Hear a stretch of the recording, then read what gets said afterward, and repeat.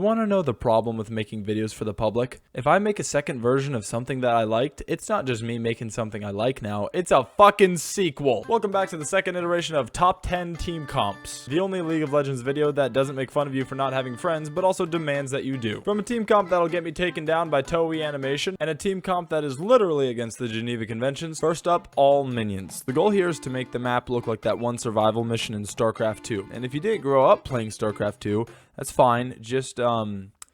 Actually, no, just go play StarCraft 2 campaign, then get back to this video. Basically, you want the map to look like this, filled with minions and 0 skill shots being able to hit. Now, some ancient people within the League of Legends world will remember an item fondly called the ZZ Rot Portal that summoned extra minions. And you might be thinking this would have been better to build back then, and this whole team comp actually would have made way more sense, but there's actually more minion characters nowadays. And we have Void Grubs. And if you get all 6 Void Grubs, then every time you or an allied champion attacks a World Trade Center, you spawn 2 additional minions. So unfortunately, you guys are gonna have to develop a few brain cells and find out how to hit objectives. After starting to coach some of you guys, I'm realizing that none of you are very good. Oh, that's fun. I don't have smite. I'm not here. I'm not here. I don't have smite. FF15. But don't worry, by the end of this video, you will not have changed at all, but I'll have gotten more money from you. So here's how you play this build. You get Malzahar mid, Nefiri ADC, Elise support, Bel'Veth jungle, and Yorick top. Rest in peace, Yorick jungle. With no cooldown reduction or anything, Malzahar can have up to 6 minions at a time. Nefiri can have up to 7 dogs with her passive and her ult. Elise can only have 5 spiderlings. Bel'Veth is a little different, and by that I mean completely overpowered, because she can summon an infinite number. However, the caveat to this is a phrase that I don't understand. But the only way that she can do this is if she kills Rift Herald or Baron. Then, for the next 3 minutes, every single minion that dies, doesn't matter if she kills them or if they're allied minions, they will summon a little Void Grub to just go push the wave with her. She can have an infinite amount of these, which is a very smart and fair idea. And then Yorick can also kind of have infinite, but basically 5. And honestly, the runes and items, they don't really matter for this build. I mean, you could do AD Malzahar like back in the day, but it doesn't really work anymore. And for Yorick, you could do Leandries into Spear Sojin, so you have percent damage on the minions, but honestly, just build normally and it's fine. Just focus on keeping minions up and the enemy team's morale down, because it's gonna hit them hard when they see a Zerg wave amount of minions pushing to them. It's kind of gonna be like that other mission in StarCraft where you're just go play StarCraft. Advertisement time. Look at the advertisement, specifically by a reoccurring Porofessor, the one-stop shop for getting better at League of Legends by giving you a bunch of stats that show you how bad you actually are, so you know how good you can be. Now, because I'm being paid to say this, anything and everything I say in the next 30 seconds, Porofessor fully endorses. So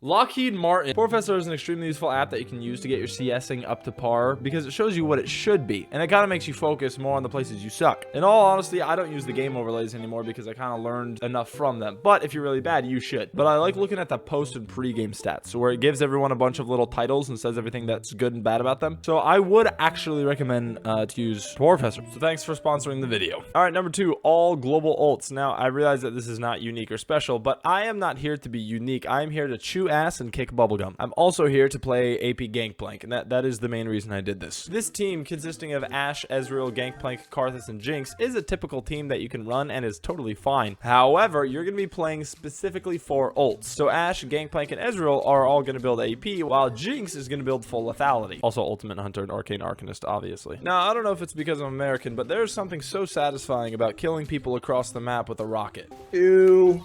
What? Oh yeah. But with this team build, you don't just get a rocket, but you also get a cannon barrage, a banana, a Wim Hof arrow, and also the power of friendship. Okay, lucky number 3, all hooks. Now, I know this one's been done a million times as well. Okay, I promise they're going to get more original. Just give me till past number 3. Now, let me just get ahead of you real quick so you don't have to type this in the comments.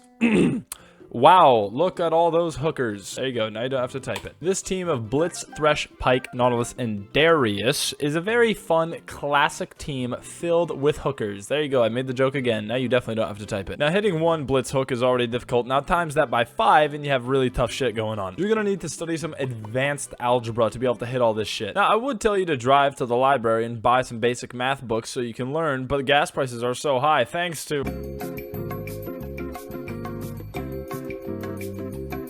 Other than hitting very basic skill shots, this team is pretty self-explanatory. And if that's too much for you, then just DM me for coaching. You desperately need it. And just for one final time, hookers. Okay, lucky number 4, all cages. Now, this one is a bit of a stretch because while Jarvan and York do have actual cages, Camille, Vigar, and Mordekaiser kind of have entrapments. And if you know anything about the law, you'll know that entrapment is actually illegal. So once you turn your body cam off, all you have to do for this team comp is wrap people in a 5-layer beefy bean burrito of cages. I'm gonna be honest, we never pulled it off. All right, lucky number 5, all turrets. Now, this team comp can be a little bit difficult if you've never played Bloon Tower's defense, but don't worry, if you haven't, then I have a video linked below of me playing it and just short little guide on how to play it, and also me pretending to be a FaZe clan member. So just go watch that, come back, and you'll be fine. If you've already played balloons before, then you're gonna be fine. Just know that you have to pick Aphelios, Zyra, Heimerdinger, Shaco, and Azir. Heimerdinger can have 3 little turrets, Zyra can have about 6, Aphelios can only have 3, Shaco can have infinite, and Azir can have his 3 little turret guys plus an actual turret. Now, you might think this team comp is bad because it doesn't have any tanks, but the turrets are your tanks. You sort of just sit behind them all game and hope that they don't let people get to you. Now, let's assume for a second that you're not watching this video for just entertainment and you actually have found 4 other friends to do these builds with.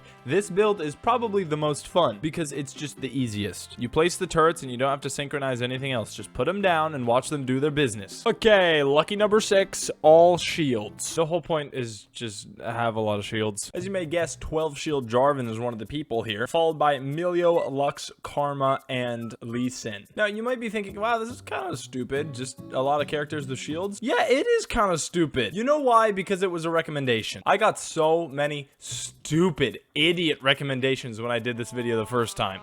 Full minions. How about York, Belveth, Azir, Elise, and Lissandra? What? That doesn't make sense. Avengers Assemble Team. Top Shen, Galio, Pantheon, Yumi, Twisted Fate. Yeah, great. That's actually not a bad this is not a bad idea. The Invisibles, Kha'Zix, Evelyn, Shaco. Well, okay, that's actually not. All right, you know what? Here, just make a little channel in the Discord, a little text channel. All right, you can type all your ideas here. Just put them here. Okay, this one's unlucky number 7 because it kind of doesn't even work. It's all poisons. The dream team idea here was that Cassiopeia's E heals her and does way more damage when someone has a poison on them. So I would just make Cassiopeia an extremely hard carry. The problem is there's only 4 poisons in the game, so we kind of filled with Briar and it didn't really work at all. But maybe if you had some really coordinated 3 other friends that were willing to play Singed, Teemo, and Twitch for a Cassiopeia carry, then maybe it could work out. Honestly, this one shouldn't have made the final cut. Okay, number 8 is by far my favorite. I call it the no towers one. And once again, I'm going to ask you to refrain from making the obvious joke here, okay? I'm going to say towers a lot and how I'm breaking them. I don't want anyone making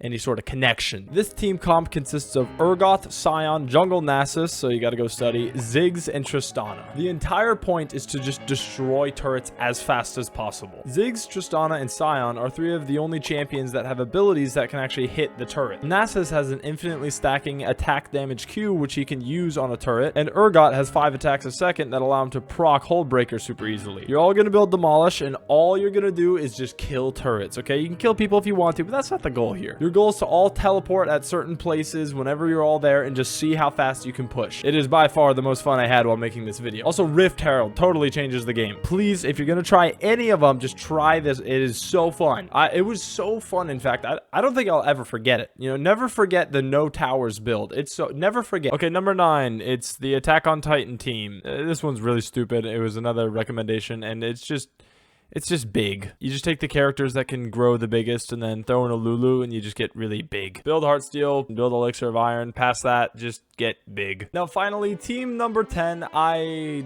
don't have. Team number 10 was a theory I called the full sync team. The idea was to sync up a bunch of characters' abilities and runes to make the strongest hit you can. The original idea was Trundle with an armor shredding ult while using Blood Song, which is a 10% increase in damage, Nasus with Max E, which is a 30% armor shred, Kog'Maw with Horizon's Focus, which would be a 20% armor shred and 10% increase of damage, and then full lethality Jhin with Press the Attack, so his 4th shot would have 10% increased damage and guaranteed crit, so he could build Infinity Edge. And then finally, Renekton with a Black Cleaver would give 186 armor pen with 28% extra damage. However, that would be very difficult to get together, and it wouldn't even be the most amount of damage you can deal. I consulted a mathematician named Hilo Fear about this, and we spent the next few days trying to find out what is the most damage you can deal with one ability that isn't infinitely scaling like Vigar or Sion, and it was way more involved than I thought it would be. So we just made it a whole separate video and put it on his channel. So go watch that. But, you know, if you want another video from me, you got to solve the puzzle. You know how it goes. I'm still not super committed to this whole YouTube thing, okay?